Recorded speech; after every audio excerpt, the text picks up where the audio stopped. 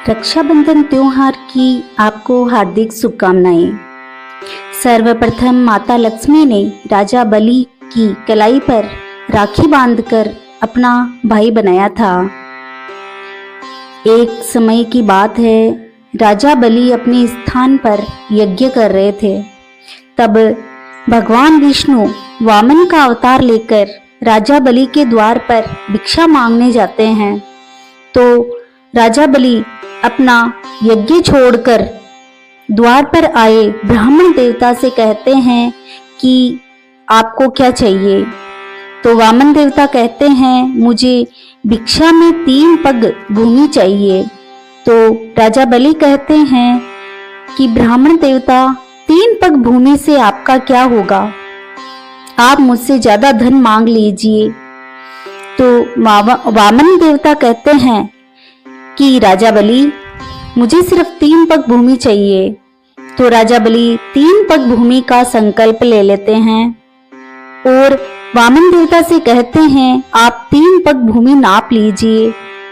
तो भगवान विष्णु अपने वामन रूप को बहुत विशाल कर देते हैं और पहले पग में धरती पाताल को नाप लेते हैं, दूसरे पग में पूरे आकाश मंडल को नाप लेते हैं और फिर वामन देवता राजा बलि से कहते हैं कि मैंने 2 पग भूमि में पूरा ब्रह्मांड नाप लिया है, तो बताओ कि मैं तीसरा पग कहाँ रखूं।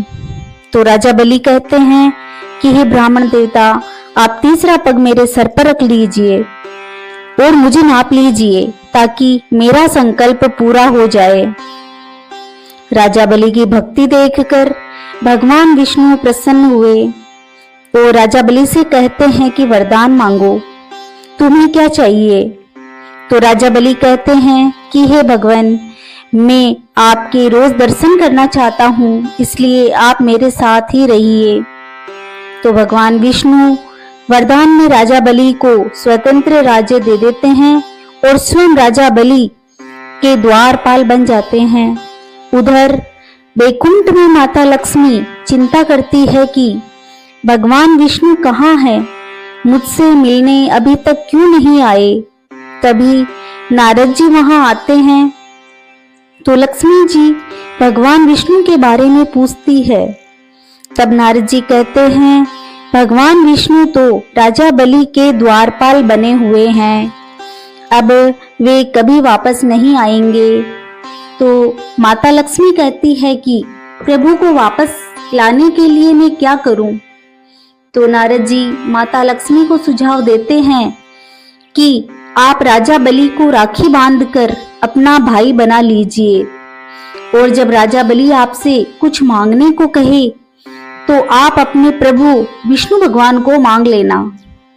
नारद जी का सुझाव माता लक्ष्मी को समझ में आ जाता है और माता लक्ष्मी भेष बदलकर राजा बलि के द्वार पर दुखी मन से जाती है।